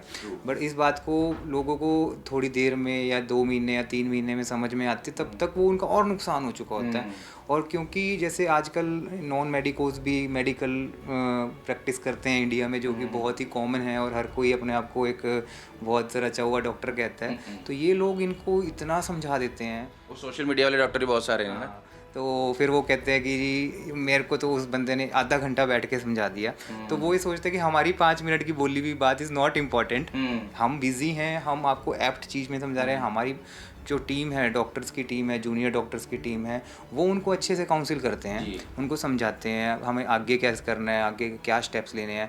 तो एक बार अगर हम ट्रस्ट करें, आप अपने सारे इनिशियल क्वेश्चंस को रखो, उसके आंसर्स मांगो, उसकी टाइमलाइन मांगिए, तो उसके बाद बहुत ही अच्छे रिजल्ट्स मिलते हैं। बहुत सारियां मैं इत्थे ग्राफ्स ਬਣਿਆ देख रहा, ਤੁਸੀਂ ਇਹਦੇ ਬਾਰੇ ਥੋੜਾ ਸਮਝਾਓ ਸਾਨੂੰ कि ਇਹਦੇ ਬਾਰੇ मैं थोड़ा जानना ये चाहूँगा। हमारा नाक का रास्ता रहता है, वही जो मैं आपको बता रहा था कि जो 7 चीज़ें हमारी, एक तो नाक की हड्डी किसी की इस साइड को टेढ़ी रहेगी, किसी की इस साइड को टेढ़ी रहेगी, या उसको कोई साइनस होगा, या कोई हमारे टिश्यू इन्फ्लेम हो जाएंगे, या फिर जब हम पीछे जाएंगे हमारा तालू, या यहाँ पे एडिनोइड टिश्यू, यहाँ पे तालू गिरना, यहाँ पे टॉन्सिल होना, यहाँ पे एपिग्लोटिस का फॉल करना, तो इसी कारण हमारी सांस छाती तक खुल के नहीं जा पाएगा। और इसी कारण हमें कहीं ना कहीं खराटे आएंगे। हम मानो आपको खराटे नहीं आते, तो मतलब कि एयरवे बिल्कुल खुला है, भगवान ने हमें सांस देने के लिए क्या दिया? नाक दिया। मुंह क्यों दिया? मुंह खाना खाने के लिए, हमारी टंग हिले, बोल पाए हम, ठीक है, और हमारे या बाय चांस कोई नाक में ट्रबल आ जाए तो एसेसरी पाथवे। तो जो ये लोग खराटे मारते हैं रात को, ये दिन में तो नाक से सांस ले पाते हैं, दिन में भी कई लोग नहीं ले पाते, 70% ले पाते हैं, 30% नहीं ले पाते, बट 100% लोग ये रात को मुंह खोल देते हैं। तो जब मुंह खुलता है, तो जब मुंह खुलेगा तो ये जीभ कहाँ गिरेगी? पीछे गिरेगी, और वो हमारे ऑक्सीजन को कम करना शुरू कर देगी। तो कई पेशेंट हमें बोलते हैं जी मेरे को जी सिर्फ नाक की हड्डी का ऑपरेशन बोल दिया, उससे बोला कि ठीक हो जाएंगे, या करवा के भी आते हैं। तो मैं उन्हें बताता हूँ कि मैं 7 में से अगर किसी एक चीज़ के कारण प्रॉब्लम होती तो बॉडी के पास बाईपास मैकेनिज्म था, अगर उसकी नाक की हड्डी इस साइड थी तो इस साइड का बाईपास खुल जाता उसका, तो वो बाईपास नहीं हो रहा क्योंकि एग्जिट डोर में भी कोई ਬੇਸਿਕਲੀ प्रॉब्लम ਮੈਂ ਜਿੰਨਾ ਇੱਕ ਲੇਮਨ ਦੇ ਤੌਰ ਤੇ ਸਮਝਣ ਦੀ ਕੋਸ਼ਿਸ਼ ਕਰਾਂ ਕਿ ਇਹ ਇੱਕ ਫੇਸ ਹੈ, ਇੱਕ ਹਿਊਮਨ ਹੈ, ਤੁਸੀਂ ਇਸ ਨੂੰ ਹਰ ਐਂਗਲ ਤੋਂ ਸਟੱਡੀ ਕਰਦੇ ਹੋ ਕਿ ਕਿੱਥੇ ਆਬਸਟ੍ਰਕਸ਼ਨ ਹੈ, ਇੱਧਰ ਹੈ ਜਾਂ ਇਸ ਸਮੇਂ ਕੋਈ ਸਮੱਸਿਆ ਹੈਗੀ ਹੈ ਜਾਂ ਮੂੰਹ ਦੇ ਵਿੱਚ ਕੋਈ ਟੌਂਸਲ ਹੈ, ਇਹ ਸਾਰਾ ਤੁਸੀਂ ਪ੍ਰੋਪਰ ਚੈੱਕ ਕਰਦੇ ਹੋ, ਉਸ ਤੋਂ ਬਾਅਦ ਹੀ ਕੋਈ ਡਿਸੀਜਨ ਤੇ हम ਪਹੁੰਚਦੇ ਹੋ। चेक करते भी हैं और पेशेंट को भी दिखाते हैं। इसी ਪਰ ਸਭ ਤੋਂ ਪਹਿਲਾਂ ਬੇਸ ਹੈਗਾ ਉਹਦਾ ਟੈਸਟ ਕਰਨਾ, ਜਿਹੜਾ ਤੁਸੀਂ ਕਿਹਾ ਵੀ ਉਹ ਆਪਾਂ ਲਗਾਉਂਦੇ ਆ ਬੰਦੇ ਨੂੰ। इन्वेस्टिगेट हर चीज़ को इन्वेस्टिगेट, जैसे अब मुझे दिल्ली जाना है तो मैं उसका क्या टेस्ट कर रहा हूँ आज, मैं GPS लगा रहा हूँ जी, मैंने उसकी टेस्टिंग पे डाल दिया कि भाई रास्ते में कोई ट्रैफिक तो नहीं है, कोई जाम तो नहीं लगा हुआ, कितने घंटे दिखा रहा है। बिल्कुल। तो जब आप अपने एक सफ़र की टेस्टिंग कर रहे हो और मुझे आपके बॉडी के साथ सफ़र करना है पूरा, तो मुझे पूरा डिटेल डाटा चाहिए कि मुझे एंड रिजल्ट्स कितने दिनों में मिलेगा और हम क्या एक्सपेक्ट कर रहे हैं, या क्या मैं आपकी मदद कर भी सकता हूँ कि नहीं कर सकता हूँ। कई बार अब मेरे पास लिटरली एक पेशेंट आया जो 2 या ढाई महीने पहले की बात है, ही इज़ 165 kgs। वो पेशेंट OPD में ही नहीं आ पा रहा क्योंकि वो गाड़ी से नहीं निकल पा रहा, वो ऑक्सीजन लगा के बैठा हुआ है और ऐसे डोज कर रहा है वो। तो अब इस स्टेज पे कोई उसकी कैसे मदद करेगा, आप खुद बताइए। तो वो बात को समझना ज़रूरी है कि ठीक है आपने अपने दिमाग को बोल दिया कि यार ये सब तो ऐसे ही बोलते रहते हैं, ऐसा कुछ नहीं होता जी। लेकिन जब ये क़यामत आती है तो उस टाइम फिर आप डॉक्टर से एक्सपेक्ट मत कीजिए कि वो आपको, हाँ वो कोई जादू, जब आपने सारा टाइम उसको एक छोटे तवज्जुह पे रखा तो उस टाइम बोले तुसी रब हो, ऐसे नहीं होता। रब कोई नहीं है, हम भी रब नहीं है, मैं पैदा हुआ था मैं इस चीज़ का रब नहीं था और ना ही मैं इस चीज़ को मानता हूँ। हाँ, तो वही है कि नॉलेज है, नॉलेज को सही तरीके से, सही हैंड्स में, सही टूल के साथ और सही जगह पे और सही तरीके से किया जाए तो ही सही रिजल्ट्स होते हैं। बट ये 5 चीज़ें बोलने के लिए, आंखों में आंखें डाल के बोलने के लिए आपको काम करके ही बोला जा सकता है, ऐसे नहीं होगा। ਡਾਕਟਰ ਸਾਹਿਬ ਇਹ ਸਾਰਾ ਜੋ ਅਸੀਂ ਇਹ ਗੱਲ ਕਰ ਰਹੇ ਹਾਂ, ਜੋ ਮੈਂ ਖਰਾਟਿਆਂ ਦੀ ਗੱਲ ਕਰਦਾ, ਬੜੀ ਦੇਸੀ ਲੈਂਗੁਏਜ ਲੋਕਾਂ ਨੂੰ ਸਮਝ ਵੀ ਆਣੀ ਚਾਹੀਦੀ ਹੈ। ਇਸ ਨੂੰ ਸਲੀਪ ਐਪਨੀਆ ਕਹਿੰਦੇ ਹੋ, ਮਤਲਬ ਤੁਸੀਂ ਐਜ਼ ਅ ਐਂਬਰ obstructive sleep apnoea. Sleep apnoea मतलब कि किसी रुकावट के कारण आपको खराटे आते हैं, उस रुकावट में हमारा एयर फ्लो रुक गया और हम रुक गए और फिर सांस लिया, तो ये एक करेक्टरिस्टिक मूवमेंट हम अपने घर पे ढूंढ सकते हैं कि खराटा लिया, वो रुक गया, फिर हमने खींच के लिया, तो जो वो रुक गया तो वो हमारा सांस रुक गया ब्रदर। पर ये तो है मतलब हर घर च ही लगभग होएगा ये। आपके फादर को है तो आप ये हर घर में मान रहे हो। इस टाइम इंडिया में जो डाटा कहता है 1 से 1.5 करोड़ लोगों को इस टाइम ये प्रॉब्लम है। इंडिया च 1 to 2% ऑफ पीपल को ये है और डेली इस टाइम इंडिया में 3 to 4 डेथ फेस हो रही हैं इस चीज़ की, डेथ्स भी हो रही हैं इस करके। क्योंकि सर जो सांस रुकेगा तो एक समय हर एक चीज़ का रबड़ बैंड होती है वो भी टूट जाती है, तो उसको अगर हम टाइमली ऑक्सीजनेट नहीं करेंगे या टाइमली इरेडिकेट, देखो या तो हम मेडिकल मैनेजमेंट पे जाएं या हम सर्जिकल मैनेजमेंट पे जाएं, बट अगर हम बोलें कि मैंने तो दोनों नहीं करनी तो फिर ऐसे केसेस में हमें भी वही वर्ड बोलना पड़ता है, इग्नोरेंस इज़ ब्लिस, कि हम भी फिर इग्नोर ही करते हैं कि जब पेशेंट इस बात को नहीं समझ पा रहा, आप इस बात को नहीं समझ पा रहे कि आपको ठीक होना है तो आपको ये 2 चीज़ों में से एक चीज़ करनी पड़ेगी, तो आप कहते हो नहीं मेरे ओ बंदे ने ऐ कह दिया, तो एज अ सिंसियर हम डॉक्टर हम फाइट नहीं कर सकते। बिल्कुल। ये ब्रांच ऐसी नहीं है कि मैं आपके जिद पकड़ के बैठ जाऊँ या मैं आपको, हम सिर्फ ओपिनियन दे सकते हैं, आप ओपिनियन को क्रॉस वेरीफाई कर सकते हैं, आप अपने ओपिनियन को अच्छे डॉक्टर से मिलके, दूसरे डॉक्टर से, अपने फैमिली डॉक्टर से मिलके क्रॉस वेरीफाई कर सकते हैं, बट ये नहीं कर सकते कि डॉक्टर साहब ये दोनों चीज़ें तो आप करनी नहीं, अब तीसरी चीज़ माननी पड़ेगी ना। वैसे ਜਦੋਂ ਆਪਣੀ ਇਹ ਗੱਲਬਾਤ ਹੋ ਰਹੀ ਹੈ ਤੇ ਬਹੁਤ ਸਾਰੇ ਲੋਕ ਜੋ ਯੰਗ ਲੋਕ ਇਹ ਵੀਡੀਓ ਦੇਖ ਰਹੇ ਆ ਉਹਨਾਂ ਕੀ ਸਾਡੇ ਕੰਮ ਦੀ ਗੱਲ ਨਹੀਂ ਹੈ, ਇੱਕ ਇਹ ਏਜ फैक्टर भी दसो मैनू कि एज का किवें हुंदा है। वेरी गुड क्वेश्चन कि देखो ये प्रॉब्लम हमेशा कहीं ना कहीं बचपन से शुरू होती है। अच्छा। ये बच्चों से ही शुरू होती है, उनको कोई एडिनॉइड टॉन्सिल छोटे मोटे खराटे उस टाइम होते हैं, बट उसको क्या है उस टाइम आप तो ये बात, इसको पीडियाट्रिक स्लीप एपनिया कहते हैं कि बच्चों में ये सांस रुकता है। अभी हमारे पास एक पेशेंट है जो ऑपरेट किया हुआ है ऊपर 304 रूम में, आप उससे मिलिए, उसके मदर फादर से बात कीजिए, कल ही की थी मैंने उनकी सर्जरी, तो उसको बच्चे को रात को सांस रुकता है, तो पता कैसे चलेगा? बच्चे देख रहे हैं, मदर फादर देख रहे हैं, अच्छा। उनको दिखता है कि वहाँ सांस रुक गया, वही खराटे लेते लेते रुक जाते हैं, फिर चल पड़ते हैं। ठीक है, तो ये यहाँ पे इसको सीरियसली नहीं लेते। पर ये बच्चों वाले मैंने पहली बार कि बच्चों को भी ये दिक्कत हो सकती है। बच्चों का तो आपको लाइव अभी आप हमारे आईपीडी में जाके देखिए, उनसे बात कीजिए। अच्छा। हाँ, तो उनसे आपको बहुत ज़्यादा, क्योंकि मदर फादर जिस तरीके से एक्सप्लेन करते हैं उस तरीके से कोई भी नहीं कर सकता। बिल्कुल। ठीक है, और घर का बहुत बड़ा मतलब दायित्व होता है नेक्स्ट जनरेशन को आगे लेके जाना। तो इन सब चीज़ों में आजकल इतनी ज़्यादा अवेयरनेस हो गई है, कई बार ये चीज़ें जो हम गलत चीज़ें बात कर रहे थे ये बच्चों में भी हो जाती हैं। अच्छा। तो वो रात को सोते सोते दौरा पड़ जाता है, ऐसी वर्ड्स सुनने को मिलते हैं कि दौरा पड़ गया। तो किस चीज़ का दौरा पड़ गया? तो वो सांस का ही दौरा पड़ता है। वो खराटों को उस टाइम भी नॉर्मल लेते हैं। ਅੱਛਾ, ਇਹ ਬੱਚਿਆਂ ਦੀ ਗੱਲ ਕੀਤੀ ਸੀ, ਇਹ ਤੇ ਬੜੀ ਤੁਸੀਂ ਇੰਟਰਸਟਿੰਗ ਗੱਲ ਦੱਸੀ ਕਿ ਬੱਚਿਆਂ ਨੂੰ ਵੀ ਮੋਨੀਟਰ ਕਰਨ ਦੀ ਲੋੜ ਹੈਗੀ ਹੈ। ਆਪਾਂ ਚਾਹੁੰਦੇ ਕਿ ਬੱਚਿਆਂ ਨੂੰ ਤਾਂ ਕੋਈ ਦਿੱਕਤ ਨਹੀਂ ਹੋਵੇ, ਬੱਚਾ ਹੀ ਹੈ। ये बचपन से ही शुरू होती है, ये बचपन से ही शुरू होती है और ये बचपन से ही शुरू होती है। ਜਿਵੇਂ ਤੁਹਾਡੀ ਗੱਲ ਹੋਈ ਹੈ ਨਾ ਕਿ ਪ੍ਰੋਬਲਮ ਤਾਂ ਸੀ, ਉਹ ਵਿਗੜ ਕਦੋਂ ਗਈ ਉਦੋਂ ਤੁਸੀਂ ਡਾਕਟਰ ਕੋਲ ਆਉਂਦੇ ਹੋ। ਤੁਸੀਂ ਇਹ ਨਾ ਕਹੋ ਕਿ ਹੁਣੀ ਹੋ ਗਿਆ ਸਾਰਾ ਕੁਝ, ਇਹ ਤਾਂ ਤੁਸੀਂ ਬੇਸ ਰੱਖਦੇ ਗਏ ਹੋ। जी हाँ, देखो कोई वही बात है कि अब बचपन में ही इसको रेडिकेट कर दिया तो होमवर्क इज डन। अब आपका ना तो कोई माउथ खुलने की हैबिट रह गई, ना आपकी कोई टंग फॉल करने की हैबिट रह गई। होमवर्क ऑलमोस्ट बचपन में ही अगर फिनिश कर दिया जाए तो वो तो सोने पे सुहागा। लेकिन अब जो मिड एज है that is the best age कि हम उसके कोई अनटूवर्ड्स इरिवर्सिबल लॉसेस को ना झेलें। मानो कि जो एज ग्रुप हम बोलते हैं 30 से 40 के बीच का एज ग्रुप, उनको इस बीमारी के कारण बीपी नहीं हुआ होता, शुगर नहीं हुई होती, या हमारे लिपिड प्रोफाइल ख़राब नहीं हुए होते, तो या हमारे जो दूसरे हमारे ब्रेन के फंक्शनिंग या न्यूरोलॉजिकल डेफिसिट नहीं आए होते ऑक्सीजन की कमी के कारण। तो मैं उनको बोलता हूँ कि this is the golden time कि आप इसको करवा लो।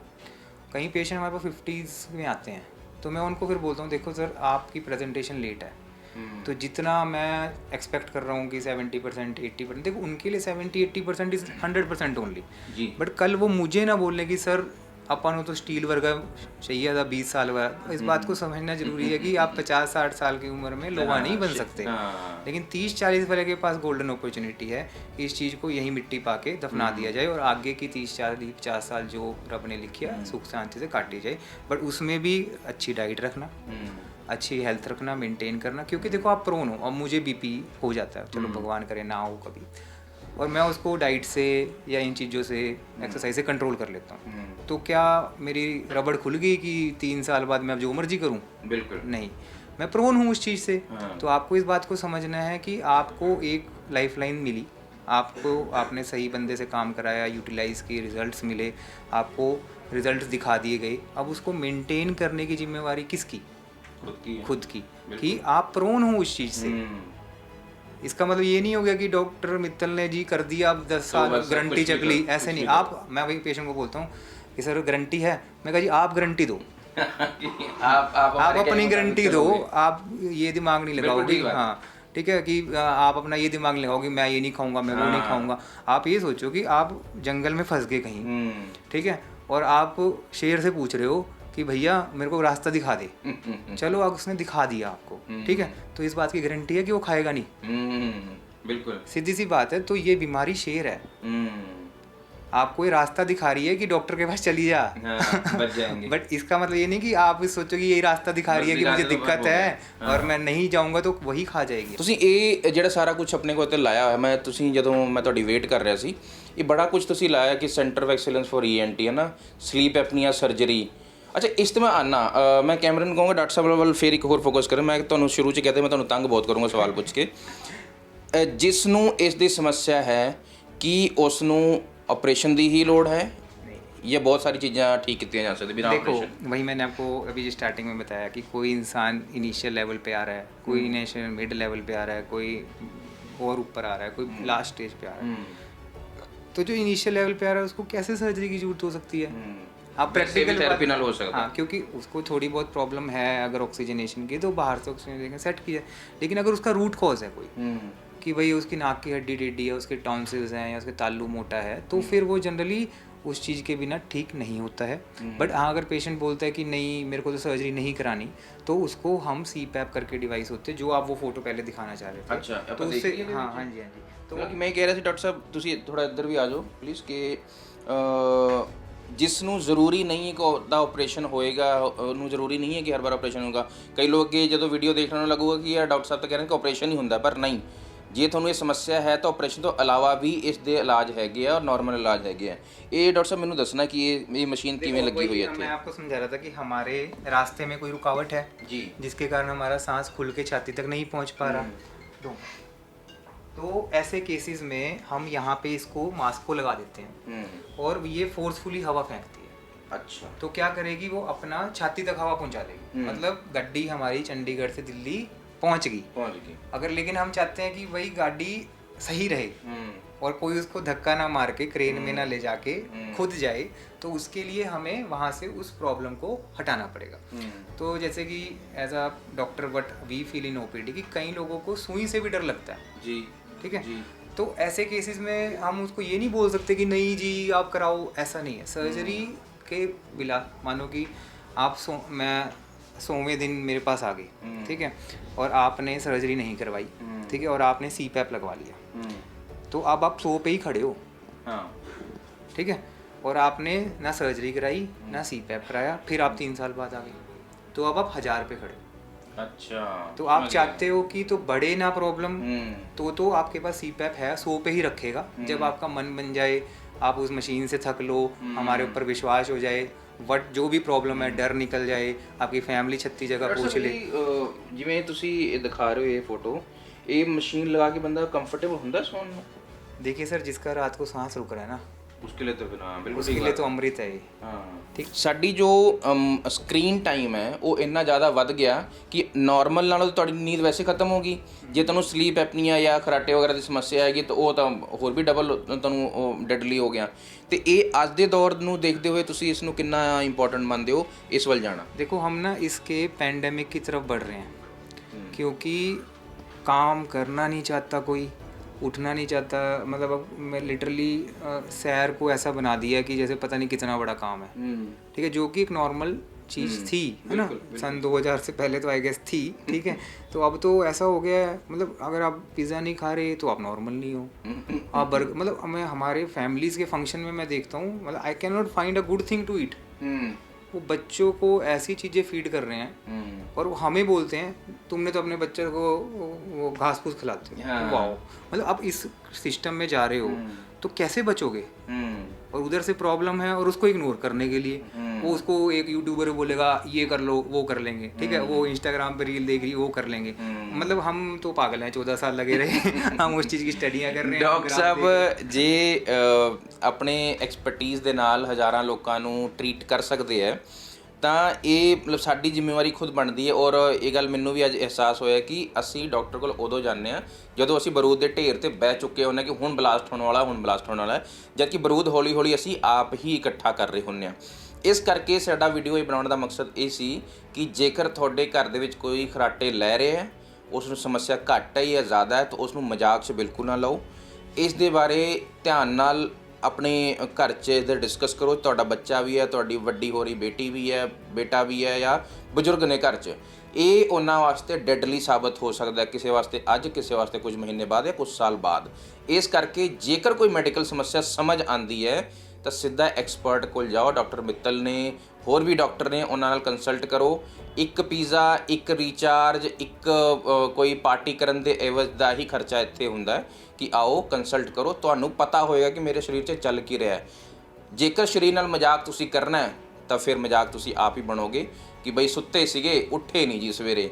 ਜੇ ਇਸ ਕੈਟਾਗਰੀ 'ਚ ਨਹੀਂ ਆਉਣਾ ਤਾਂ ਡਾਕਟਰ ਮਿੱਤਲ ਹੋਰਾਂ ਨੂੰ ਮਿਲੋ ਜਾਂ ਇਹਨਾਂ ਵਰਗੇ ਹੋਰ ਐਕਸਪਰਟਸ ਨੇ ਉਹਨਾਂ ਨੂੰ ਮਿਲੋ ਤੇ ਆਪਣੀ ਜ਼ਿੰਦਗੀ ਨੂੰ ਥੋੜਾ ਹੋਰ ਸੌਖਾ ਬਣਾਓ। ਅਸੀਂ ਹੀਲਿੰਗ ਹਸਪੀਟਲ ਦੇ ਇੱਕ ਕਮਰੇ 'ਚ ਆਏ ਹਾਂ ਜਿੱਥੇ ਬੱਚੇ ਦਾ ਆਪਰੇਟ ਹੋਇਆ, ਉਹਨਾਂ ਦੇ ਮਦਰ ਨੇ, ਉਹਨਾਂ ਨਾਲ ਗੱਲ ਕਰਾਂਗੇ। मैम आपका नाम क्या है? मनीषा। मनीषा। मनीषा जी, जब आपको मतलब कि एक मदर के लिए बड़ा मुश्किल होता है कि बच्चे की जब सुई भी लगती है कि इसको शायद इससे बचा लें तो कोई और तरीका क्यों ना हो, आप एज पेरेंट्स अपने बच्चे को जब ऑपरेट के लिए लेके आए तो कितना आपको लगा कि ये अब हमारे हाथ से बात बाहर जा चुकी है, ऑपरेशन ही आखिरी चांस है इसका? कोई भी मदर नहीं चाहेगी कि बच्चे का ऑपरेट हो, लेकिन ये रात को सो ही नहीं पाता था, इतना स्नोरिंग, मुंह खोल के सोना, इसको नींद ना आना, कभी लेफ़्ट राइट का पोजीशन चेंज करता ये कब था। से होना शुरू हुआ था? कितनी उम्र है इसकी? तो ये 5 इयर्स का है और लास्ट 1.5 ईयर से ये सोने में इसको बहुत दिक्कत आ रही है। तब ये तक आपको कुछ नहीं पता था शुरुआत से? नहीं, इसको स्टार्टिंग में ये हुआ कि इसके एकदम से फीवर आया इसको, और इसको कान में आवाज़ आना बंद हो गई। तो डॉक्टर को जब उन्होंने चेक कराया तो उन्होंने कहा पस फॉर्मेशन है। फिर उसके लिए हमने इसको बहुत सारी ENT और डॉक्टर इसके से। पहले जैसे आपने बताया कि पस हो गई और कान में सुनना बंद हो गया, तो उसके पहले खराटे की दिक्कत थी इसको? नहीं, कोई दिक्कत नहीं थी? कुछ भी नहीं था। फीवर हुआ इसको, फीवर जब सबसाइड हुआ तो वो एकदम, जब हमने चेक करवाया तो इसको आवाज़ नहीं आने लगी। तो हमने डॉक्टर को चेक कराया ENT वाले को, तो दोनों कान में इसके पस फॉर्मेशन हो गई थी। उसके लिए इसकी मेडिसिन चली, इसको 2.5 साल हो गए अप्रॉक्स इन सब चीज़ों से निकलते हुए। तो मेडिसिन चली, फिर ठीक हुआ। फिर उसको जैसे ही कफ कोड होना, इसके फिर पस फॉर्मेशन हो जाने, इसको सुनना थोड़ा स्लो हो रहा और था। सांस में भी दिक्कत आती थी? वो बाद में हुआ। फिर जब कुछ भी मौसम चेंज होना, कफ एंड कोल्ड कंसेशन, जब डॉक्टर को हमने चेक कराया फिर हमें पता चला इसको एडनॉइड्स की दिक्कत है। तो उस करके फिर इसके कान का जो भी था वो इशू हुआ, और फिर इसको सुना में दिक्कत हुई, वो तो अलग बात है। और धीरे धीरे करके जब लास्ट 1.5 ईयर से सोने में दिक्कत, खराटे की दिक्कत बढ़ने लगी। मतलब लिटरली ये सांस, जैसे किसी को ब्रेथलेसनेस का इशू होता है ना, वैसे ये सांस लेने लगा, इसको सोना इतना मुश्किल हो रहा था। इसके सोने से मेरा छोटा बच्चा उठ जाता था, इतनी स्नोरिंग करता था ये। तो बहुत सारे डॉक्टर्स। अनयूजुअल तो एकदम से लगा होगा कि आपने भी अपनी फैमिली में कहीं देखा होगा कि बड़ी उम्र के लोग स्नोरिंग करते हैं, लोगों को लगता है बड़ी नॉर्मल सी बात है। अगर बच्चा कर रहा है तो हमें लगता है बहुत थका हुआ होगा। नहीं देख सकते हम इसको, क्योंकि ये जिस तरीके से होता है हम भी नहीं सो पाते कि इसको इतना बेचैन हो रहा है वो सोते हुए, इतना रेस्टलेस फील कर रहा है। सो बहुत सारे डॉक्टर के ओपिनियन के बाद हमने सोचा कि अब हम इसको रिमूव ही करवा देंगे। देन मैं यहाँ पे आई, मैंने सर से मिली, लवकेश सर से, तो हमने फिर अपॉइंटमेंट फिक्स किया, जितना जल्दी हो सके हमने इसको रिमूव करा दिया। अब बेटर है। अब कल रात को ये बिल्कुल आराम से सोया है, कोई स्नोरिंग नहीं थी, मुँह बंद करके आराम से सोया है। तो बड़े टाइम बाद आपको लगा होगा कि हाँ, अब नॉर्मल होने जा रही है बातें। नॉर्मल होने जा रहा है। अब देखते हैं कैसा रिजल्ट रहता है। बट कल रात का देख के तो ऐसे सेटिस्फेक्शन हुआ कि अब जो दिक्कत वो 2.5 साल से फेस कर रहा था उसमें बहुत हल्का। As a parents Manisha ji, मैं आपसे ये भी जानना चाहूँगा कि एक माँ के लिए अपने बच्चे के लिए इतनी कम उम्र में ऑपरेट करवाना, मतलब हर मदर ये चाहती है कि कितना हम इसको टाल दें। मैं 2.5 साल से बोल रही हूँ ना, मैं इसको मेडिसिन पे चलाया हुआ था कि कैसे भी करके ये एज बढ़ेगी तो रिकवर कर लेगा, क्योंकि ये अपने आप ग्लैंड रिजॉल्व हो जाता है विद एज।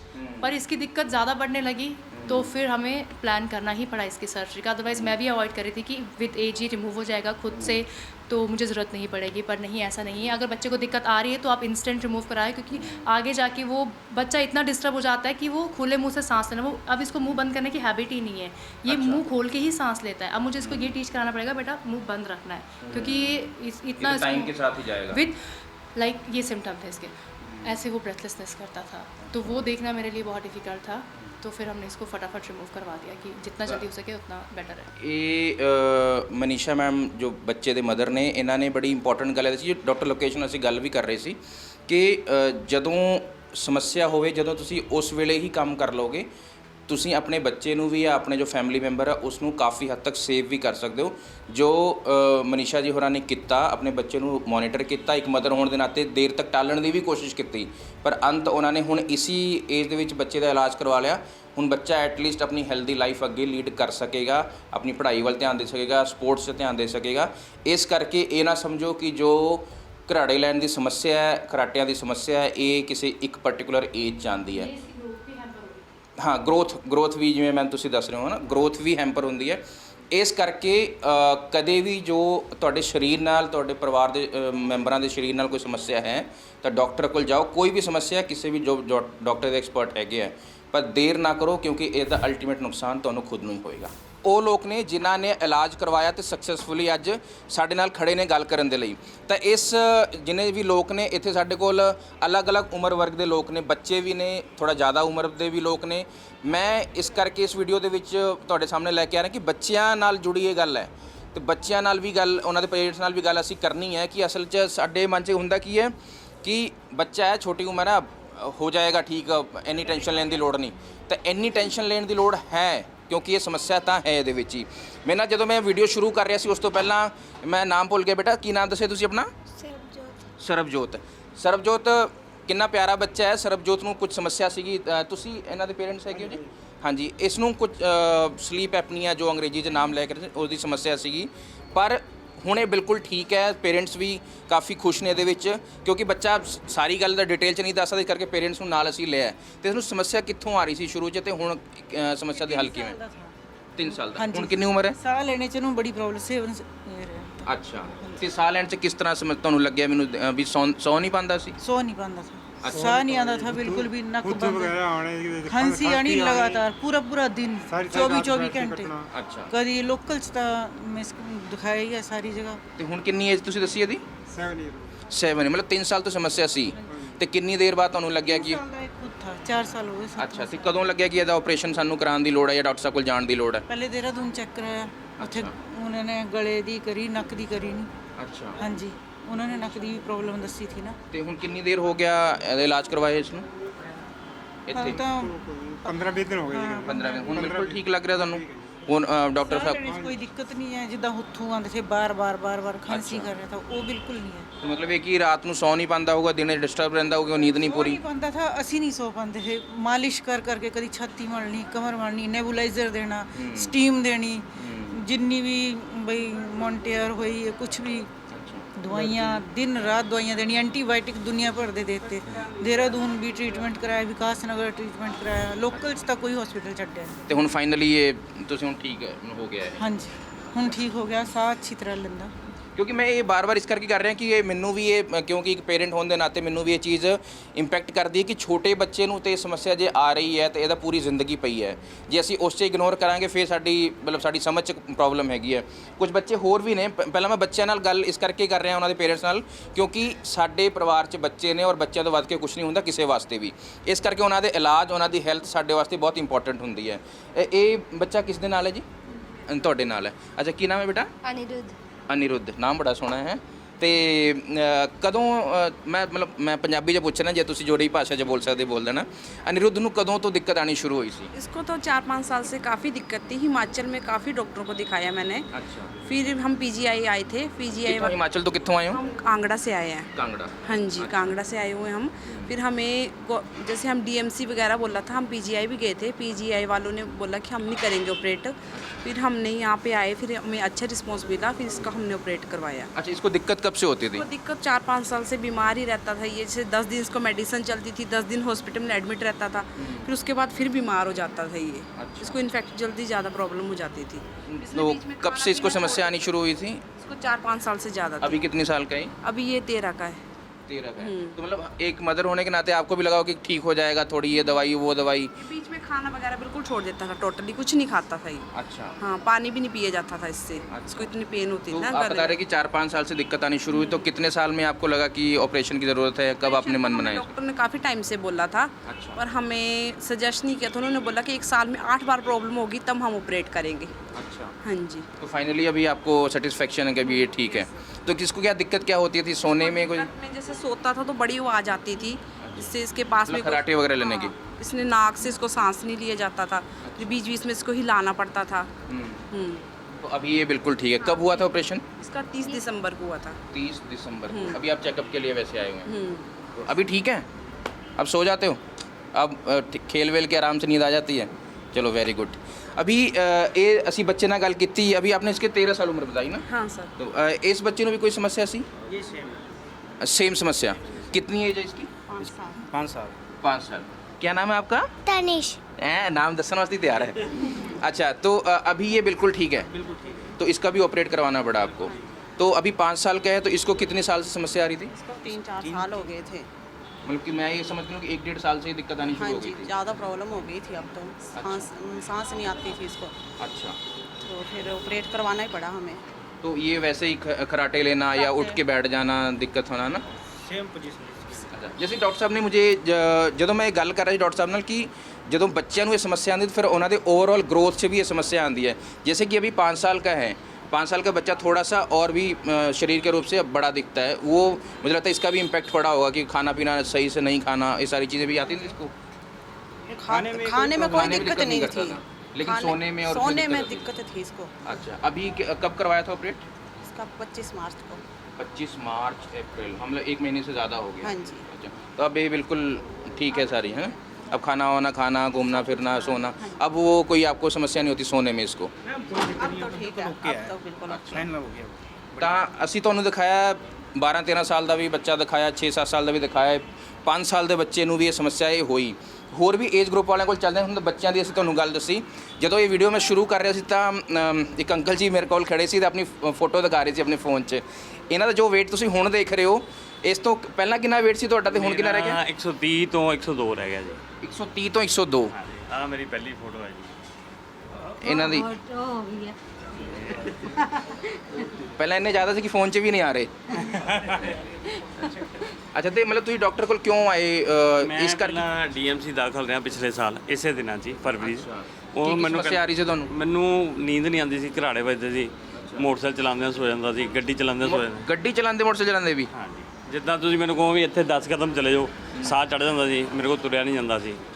ਤੇ ਸਮੱਸਿਆ ਕਦੋਂ ਤੋਂ ਆ ਰਹੀ ਸੀ ਤੁਹਾਨੂੰ? 4-5 ਸਾਲ ਤੋਂ। ਅੱਛਾ। ਪਹਿਲਾਂ ਮੈਂ ਡੀਐਮਸੀ ਦਾਖਲ ਰਿਹਾ, ਉਹਨਾਂ ਨੇ ਸੀ ਪੈਪ ਲਾਈ ਮੈਨੂੰ। ਅੱਛਾ। ਮਹੀਨਾ 2 ਮਹੀਨੇ ਇੱਦਾਂ ਰਿਹਾ। ਫਿਰ ਮੈਨੂੰ ਉਹਨਾਂ ਨੇ ਕਿਹਾ ਵੀ ਠੀਕ ਹੈ ਦਵਾਈ ਤੇ ਚੱਲੇ। ਫਿਰ ਮੈਨੂੰ ਦੁਬਾਰਾ ਫਿਰ ਇਹੀ ਦਿੱਕਤ ਆਉਣ ਲੱਗ ਪਈ।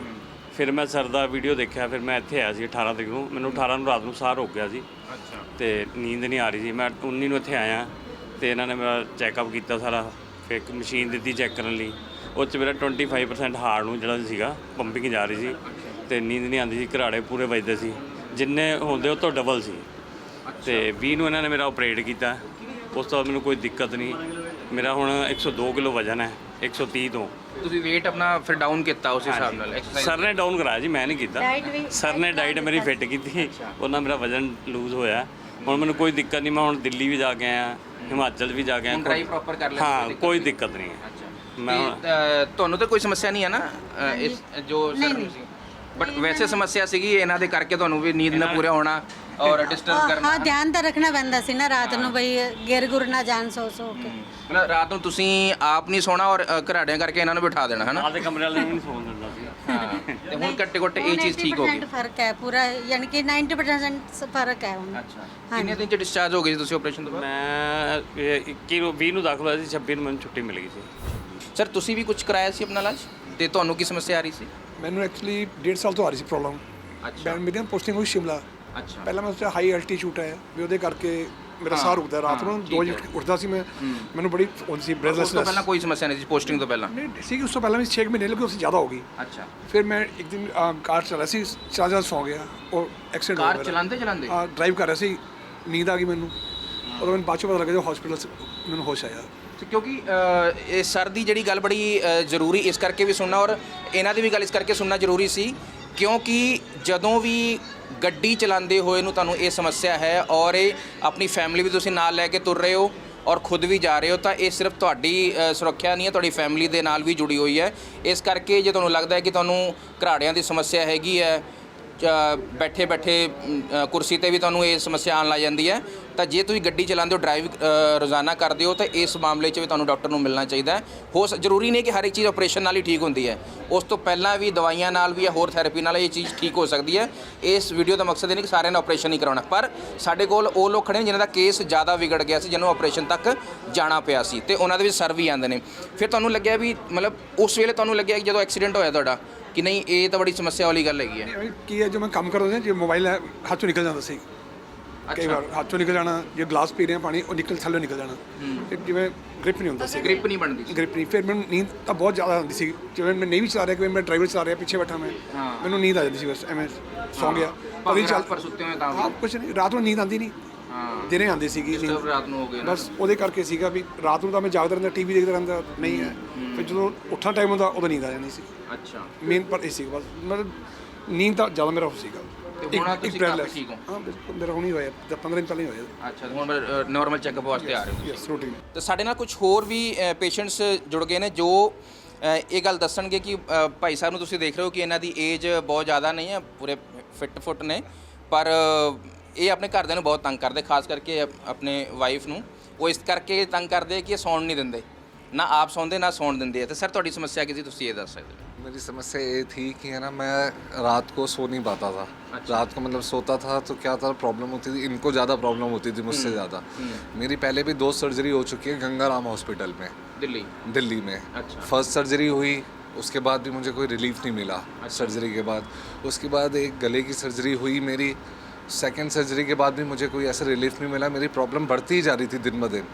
प्रॉब्लम बढ़ने के कारण जब मैं ड्राइव करता था, स्कूटी ड्राइव करता था, मेरा ऑफिस का डिस्टेंस काफ़ी ज़्यादा है। मेरे को क्या लगता था कि ना मैं कहीं भी रुक रुक के सोना स्टार्ट कर देता था। ऑफिस में बैठता था, बैठे बैठे ऐसा लगता था कि नींद आने लग गई।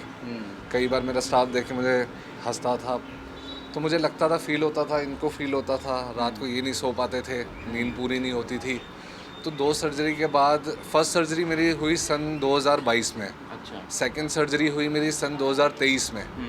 उसके बाद काफ़ी ज़्यादा पापा ने सर्च किया, मैंने कई डॉक्टर्स को भी दिखाया। और आप चंडीगढ़ के रहने वाले? नहीं, मैं दिल्ली का रहने वाला हूँ। अच्छा। दिल्ली में ही मेरी 2 सर्जरी हुई थी, गंगाराम में। तो आप वहाँ से यहाँ इलाज कराने आए थे? वहाँ से यहाँ इलाज कराने आया था। अच्छा। डॉक्टर साहब को तो ये दिखाया। बड़ी हैरान करने वाली गल है कि दिल्ली वाले लोग भी आ रहे, दिल्ली च कहते कि किते होर समस्या का हल नहीं तो दिल्ली जाओ, दिल्ली वाले चंडीगढ़ आ गए है ना, मतलब सर्च करके तुसीं इत्थे आ गए। सर्च करके इत्थे आए। मैंने काफ़ी डॉक्टर्स को भी दिखाया, मगर वो रिलीफ मिला। दिल्ली के सबसे बड़े डॉक्टर जो गंगाराम के डॉक्टर हैं, उन्होंने मुझे सजेशन दिया कि आपको स्लीप ऐप मशीन लगेगी। वो मेरे लिए पॉसिबल नहीं था स्लीप ऐप, क्योंकि मैंने एक दिन स्लीप स्टडी जो हॉस्पिटल में कराई थी वही मेरे लिए बहुत ज़्यादा डिफ़िकल्ट थी। तो मेरे लिए स्लीप ऐप मशीन लगाना प्रॉब्लम था।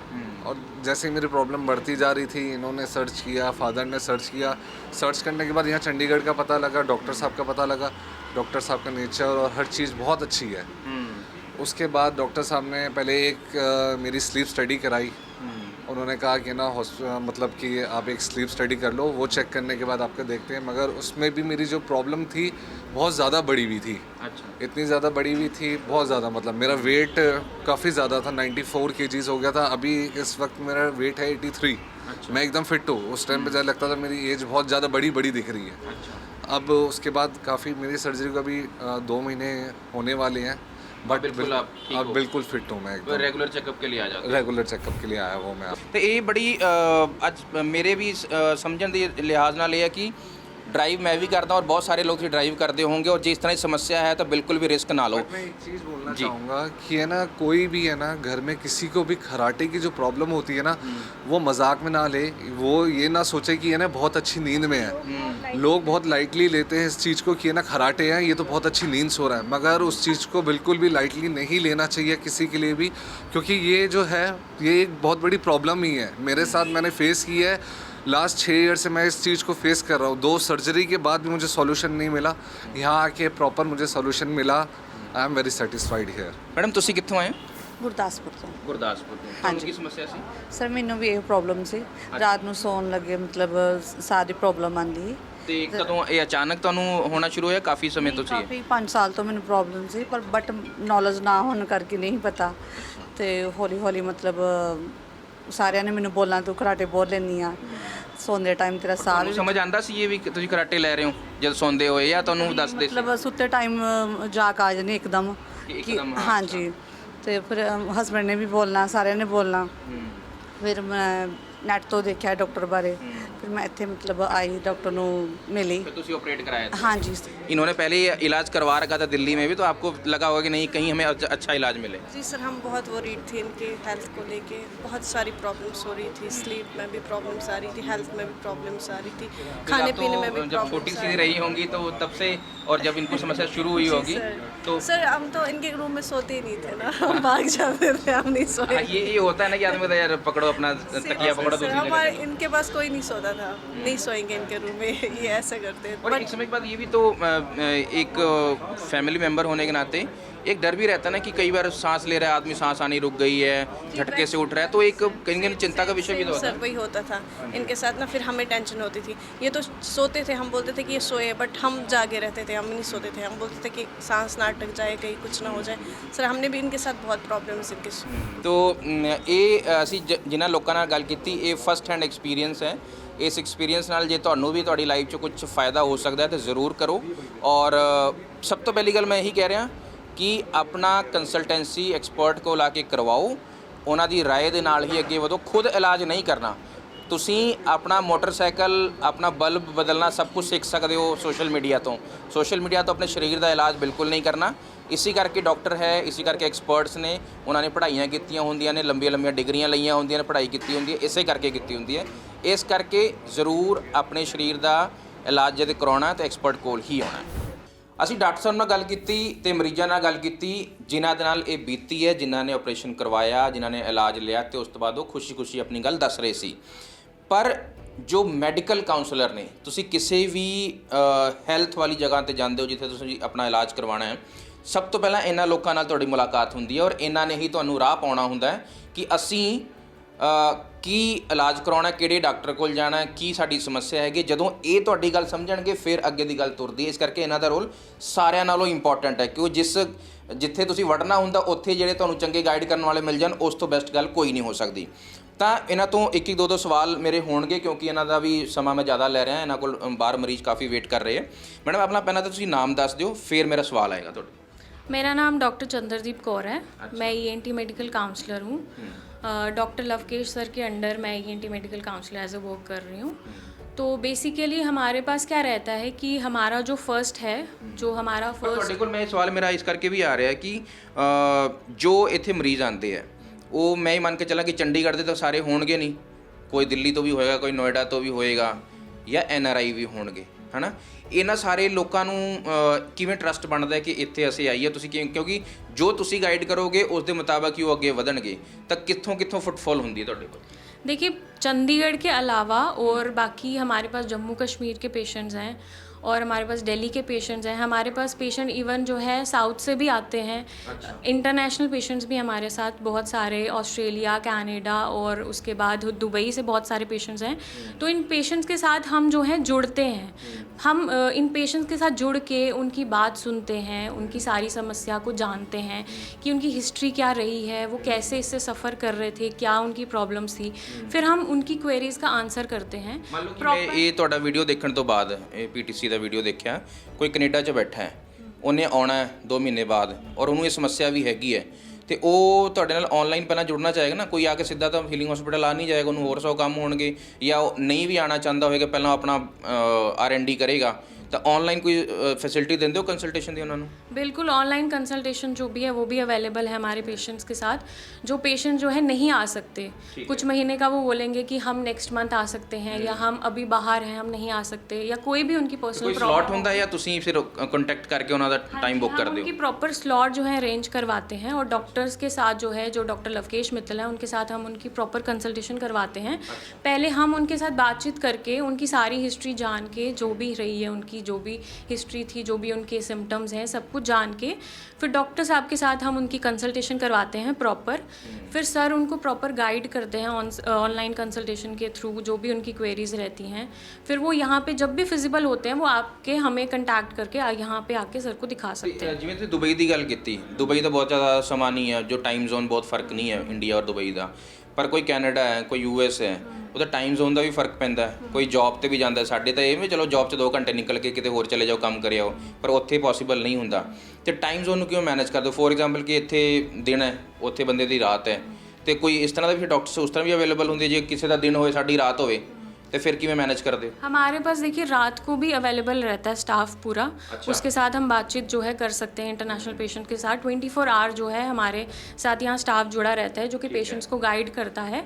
उसके बाद जो भी उनका फिजिबल टाइम रहता है, जो सर का फिजिबल टाइम रहता है, उसके अकॉर्डिंग हम जो है उनके स्लॉट्स बुक करवा के सर के साथ जो है हम उनकी मीटअप करवाते हैं। जैसे अगर मैं बच्चों के बारे में बार बार बात कर रहा हूँ कि उनकी पूरी ज़िंदगी पड़ी हुई है, बच्चों में अगर ये समस्या आती है तो पेरेंट्स इस बात को क्यों इग्नोर ना करें? क्योंकि उनके जो फिज़िकल ग्रोथ है, मेंटली ग्रोथ है, उस पर भी इम्पैक्ट पड़ता है इसका। बिल्कुल पड़ता है, क्योंकि इससे क्या होता है कि जब बच्चे को प्रॉब्लम होती है उसमें इम्यून सिस्टम वीक होता है, तो बच्चे खेलने में वीक होता है और बच्चों की तरह एक्टिव नहीं होता। बच्चा बहुत कम उम्र का लग रहा था, बिल्कुल उसकी ग्रोथ वैसी नहीं हुई, ग्रोथ नहीं होती है, उनकी मेंटली एबिलिटी जो होती है उस पर भी इफेक्ट पड़ता है। बच्चा एक्टिव नहीं रहता है, हर कुछ दिन बाद बच्चा बीमार होता है due to tonsils and immunity कम। ਇਹ ਬੜੀ ਜ਼ਰੂਰੀ ਗੱਲ ਇਹਨਾਂ ਨੇ ਦੱਸੀ ਕਿ ਜਦੋਂ ਆਪਰੇਸ਼ਨ ਹੁੰਦਾ ਤਾਂ ਤੁਹਾਡੇ ਫੇਸ ਤੇ, ਤੁਹਾਡੇ ਨੱਕ ਤੇ, ਗਲੇ ਤੇ ਕਿਸੇ ਤਰ੍ਹਾਂ ਦਾ ਕੋਈ ਨਿਸ਼ਾਨ ਨਹੀਂ ਆਉਂਦਾ। ਬਹੁਤ ਸਾਰੇ ਲੋਕ ਇਸ ਕਰਕੇ ਵੀ ਭੱਜਦੇ ਨੇ ਕਿ ਸਾਡੇ ਫੇਸ ਤੇ ਉਹ ਦਿਖਣ ਲੱਗ ਜਾਏਗਾ, ਪਰ ਅਜਿਹਾ ਕੁਝ ਨਹੀਂ ਹੁੰਦਾ। ਲੇਜ਼ਰ ਸਰਜਰੀ ਹੈ, ਬਹੁਤ ਐਡਵਾਂਸ ਟੈਕਨੀਕਸ ਅੱਜ ਕੱਲ੍ਹ ਆ ਗਈਆਂ ਨੇ, ਤੁਹਾਨੂੰ ਪਤਾ ਵੀ ਨਹੀਂ ਲੱਗੇਗਾ। ਜਿਨ੍ਹਾਂ ਨਾਲ ਮੈਂ ਗੱਲ ਕੀਤੀ ਉਸ ਨਾਲ ਵੀ ਉਹਨਾਂ ਨੂੰ ਦੇਖ ਕੇ ਤੁਹਾਨੂੰ ਲੱਗਿਆ ਨਹੀਂ ਹੋਣਾ ਕਹਿੰਦਾ ਕੋਈ ਆਪਰੇਸ਼ਨ ਹੋਇਆ। ਤਾਂ ਇਸ ਕਰਕੇ ਇਸ ਗੱਲ ਨੂੰ ਤਾਂ ਆਪਣੇ ਮਨੋਂ ਕੱਢ ਦਿਓ ਕਿ ਕਿਸੇ ਤਰ੍ਹਾਂ ਕੋਈ ਨਿਸ਼ਾਨ ਪਏਗਾ। ਮੈਂ ਤੁਹਾਡੇ ਕੋਲ ਆਉਣਾ, ਇਹਦੇ ਵਿੱਚ ਨਾ ਬੜਾ ਸਭ ਤੋਂ ਇੰਪੋਰਟੈਂਟ ਗੱਲ ਇਹ ਹੈ ਕਿ ਜਦੋਂ ਇਹ ਸਾਰੀ ਵੀਡੀਓ ਅਸੀਂ ਕਰ ਰਹੇ ਹਾਂ ਤਾਂ ਪੇਸ਼ੈਂਟ ਦੇ ਮਨ ਦੇ ਵਿੱਚ ਇੱਕ ਗੱਲ ਜ਼ਰੂਰ ਆਉਂਦੀ ਹੋਏਗੀ ਕਿ ਮੈਨੂੰ ਇਹ ਸਮੱਸਿਆ ਹੈ ਤਾਂ ਕੀ ਇਹ ਆਪਰੇਸ਼ਨ ਨਾਲ ਹੀ ਠੀਕ ਹੋਏਗੀ ਜਾਂ ਇਹਦੇ ਕੋਈ ਸਟੇਜਸ ਨੇ। ਸਰ ਆਪਣਾ ਨਾਮ ਵੀ ਦੱਸਣਾ ਔਰ ਇਹ ਜ਼ਰੂਰ ਦੱਸਣਾ ਕਿ ਮੈਂ ਸਿੱਧਾ ਆਪਰੇਸ਼ਨ ਥੀਏਟਰ 'ਚ ਜਾਵਾਂਗਾ, ਉਸ ਤੋਂ ਪਹਿਲਾਂ ਵੀ ਮੇਰਾ ਕੋਈ ਬਚਾਅ ਹੈਗਾ? ਬਿਲਕੁਲ ਬਿਲਕੁਲ ਦੱਸਾਂ। ਮੇਰਾ ਨਾਮ ਦੀਪਾਂਸ਼ੂ ਹੈ, ਮੈਂ ਵੀ ਡਾਕਟਰ ਲਵਕੇਸ਼ ਮਿੱਤਲ ਮੈਡੀਕਲ ਕਾਉਂਸਲਰ ਹੈਗਾ। ਤੇ ਆਪਾਂ ਬੇਸਿਕਲੀ ਇਹੀ ਮੇਨ ਕੁਐਸਚਨਸ ਹੁੰਦਾ ਹੈ ਕਿ ਜਿਵੇਂ ਤੁਸੀਂ ਸਰਜਰੀ ਕਰਦੇ ਹੋ, ਨਹੀਂ ਆਪਣੇ ਕੋਲ ਦੋਨੋਂ ਸਿਸਟਮ ਅਵੇਲੇਬਲ ਨੇ, ਐਜ਼ ਆ ਮੈਡੀਕਲ ਮੈਨੇਜਮੈਂਟ ਵੀ ਹੈ, ਐਜ਼ ਆ ਸਰਜੀਕਲ ਵੀ ਹੈ। ਆਪਾਂ ਸਭ ਤੋਂ ਪਹਿਲਾਂ ਪੇਸ਼ੈਂਟ ਦੇ ਟੈਸਟ ਵਗੈਰਾ ਕਰਾਉਂਦੇ ਆ ਜੀ। ਟੈਸਟ ਵਗੈਰਾ ਕਰਾਉਣ ਤੋਂ ਬਾਅਦ ਹੀ ਆਪਾਂ ਅੱਗੇ ਉਹਦੇ ਪੈਰਾਮੀਟਰਸ ਚੈੱਕ ਕਰਨ ਤੋਂ ਬਾਅਦ ਹੀ ਦੱਸਦੇ ਹਾਂ ਕਿ ਇਹ ਜਿਹੜਾ ਪੇਸ਼ੈਂਟ ਆਪਾਂ ਸਰਜਰੀ ਕੰਫਰਟੇਬਲ ਰਹੇਗੀ ਉਹਦੇ ਵਾਸਤੇ medical management. But it totally depends on parameters. ਅੱਛਾ, ਬਿਨਾ ਪੈਰਾਮੀਟਰ ਚੈੱਕ ਕਰੇ ਆਪਾਂ ਇਦਾਂ ਨਹੀਂ ਹੈ ਕਿ ਪੇਸ਼ੈਂਟ ਨੂੰ ਬੁਲਾਇਆ ਸਿੱਧਾ ਹੀ ਆਪਾਂ ਕਹਿੰਦੇ ਪੰਜਾਬੀ ਸਿੱਧਾ ਹੀ ਲਟਾਤਾ, ਇਦਾਂ ਦਾ ਕੋਈ ਸਾਡੇ ਨਾ ਕਿ ਜੇ ਆਪਰੇਸ਼ਨ ਅਸੀਂ ਨਹੀਂ ਵੀ ਕਰਿਆ ਤਾਂ ਫਿਰ ਕੀ ਤੁਸੀਂ ਮੈਡੀਸਿਨ ਵਗੈਰਾ ਦਿੰਦੇ ਹੋ ਜਾਂ ਕੁਝ? ਨਹੀਂ, ਉਹਦੇ ਕੋਲ ਹੋਰ ਵੀ ਆਪਸ਼ਨ ਨੇ ਐਕਚੁਅਲੀ। ਜੇ ਉਹਦੇ ਪੈਰਾਮੀਟਰਸ ਖਰਾਬ ਨੇ ਤਾਂ ਮੈਡੀਸਿਨਸ ਵੀ ਆਉਂਦੀਆਂ ਨੇ, ਇਦਾਂ ਦੀ ਕੋਈ ਗੱਲ ਨਹੀਂ ਕਿ ਅੱਜ ਕੱਲ੍ਹ ਹਰ ਇੱਕ ਚੀਜ਼ ਦਾ ਇਲਾਜ ਹੈਗਾ। ਬਟ ਅਰਲੀ ਸਟੇਜ ਤੇ ਫੜ ਲੈਂਦੇ। ਅਗਰ ਅਰਲੀ ਸਟੇਜ ਤੇ ਕਰਦੇ ਆ ਤਾਂ ਉਹਦੇ ਕੋਲ ਆਪਣਾ ਮੈਡੀਕਲ ਮੈਨੇਜਮੈਂਟ ਹੈਗਾ ਜਿਹੜਾ, ਉਹ ਆਪਣੇ ਕੋਲ ਆਪਸ਼ਨਸ ਅਵੇਲੇਬਲ ਨੇ, ਬਟ ਉਹ ਗਾਈਡ ਕਰਦੇ ਨੇ ਡਾਕਟਰ ਹੀ ਗਾਈਡ ਕਰਨਗੇ, ਇਸ ਤੋਂ ਇਲਾਵਾ ਆਪਾਂ ਕੁਝ ਨਹੀਂ ਕਰ ਸਕਦੇ ਇਹਦੇ 'ਚ। ਇੱਕ ਹੋਰ ਸਵਾਲ ਹੈ ਕਿ ਜਦੋਂ ਅਸੀਂ ਇਸ ਪੂਰੇ ਸਰਜਰੀ ਦੀ ਗੱਲ ਕਰ ਰਹੇ ਹਾਂ, ਹੁਣ ਇਸ ਦੇ ਵਿੱਚ ਪੈਸਾ ਇਨਵੋਲਵ ਹੈ। ਪੈਸੇ ਦੀ ਗੱਲ ਜਦੋਂ ਆਉਂਦੀ ਹੈ ਤੇ ਹਰ ਇੱਕ ਕੋਲ ਪੈਸਾ ਨਹੀਂ ਹੁੰਦਾ ਹਸਪਤਾਲ ਵਿੱਚ ਦੇਣ ਲਈ। ਇਸ ਕਰਕੇ ਬਹੁਤ ਸਾਰੇ ਲੋਕਾਂ ਨੇ ਅੱਜ ਕੱਲ੍ਹ ਬਹੁਤ ਸਾਰੇ ਅਵੇਅਰ ਹੋ ਗਏ, ਉਹਨਾਂ ਕੋਲ ਹੈਲਥ ਇੰਸ਼ੋਰੈਂਸ ਵੀ ਸਾਰਿਆਂ ਨੇ ਲਿਆ ਹੋਇਆ।